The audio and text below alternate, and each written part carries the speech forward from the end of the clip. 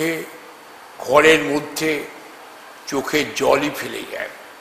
এই ধরনের যখন আমাদের কাছে আসে,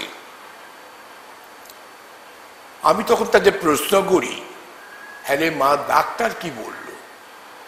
ডাক্তার বলেছে চেষ্টা করছি, দেখা যাক কি হয় না হয়।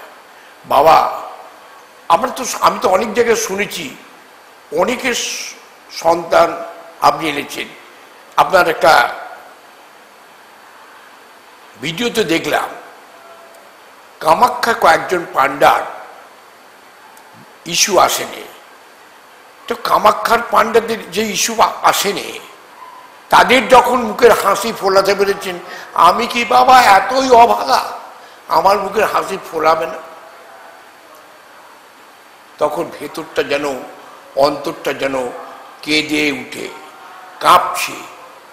মাকে বলছে, হ্যাঁ রে মা, এই কাতর ভাবে তোকে ডাকছে, একটু মাথায় হাত দে, একটা ইস্যু দে মা। যাই হোক, আমি মায়ের কাছে কাতর আত্মনাদ করেছি, মাকে জানাই আমার যা করণীয় আমি তাই করি। তার যখন ইস্যু হয় 5 মাস, তখন এক কথা, 7 মাস, বাবা ইস্যুটা ভালো আছে, একবার তুমি দেখে নাও না। তারপরে আবার 9 মাসের আগে এসে বলছে, বাবা বড্ড ভয় করছে, ঠিক করে ইস্যুটা হবে তো? আমি তাকে বলি, ওরে পাগল মেয়ে, তোর মাথায় হাত দিচ্ছেন খোদ ভবতারিণী, তোর কোনো ভয় নেই রে, ইস্যু তোর আসবে, মাকে ডাক। তার বাচ্চা এলো, সেই বাচ্চাকে নিয়ে আমার তারা মায়ের মন্দিরে এলো, মাকে সাজসজ্জা, ফুল ফল মূল কাপড় দিয়ে পুজো দিল। বাবা তোমার কোলে একটু নিয়ে মায়ের কাছে দাও না।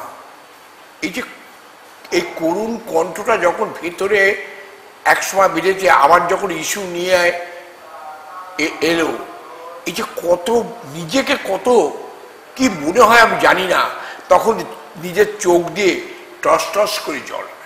এমনও কেস করেছি 14 বছর ইস্যু হয়নি কোনো বউবাজারে কারু, আরেকজন 6 বছর হয়নি, 7 বছর হয়নি, ডাক্তার বলছে চেষ্টা করছি, তাদেরও ইস্যু হয়ে গেছে।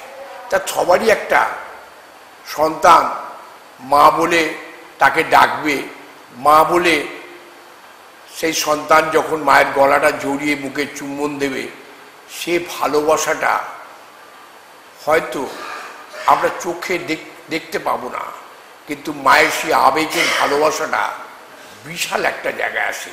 তাই আমি চেষ্টা করবো, মহারাজ কল্যাণেশ্বর কথা দিলাম, সবটাই যদি তোমরা মায়ের কাছে অর্পণ করতে পারো, আমি আশা করি নিশ্চয়ই ইস্যু হবে।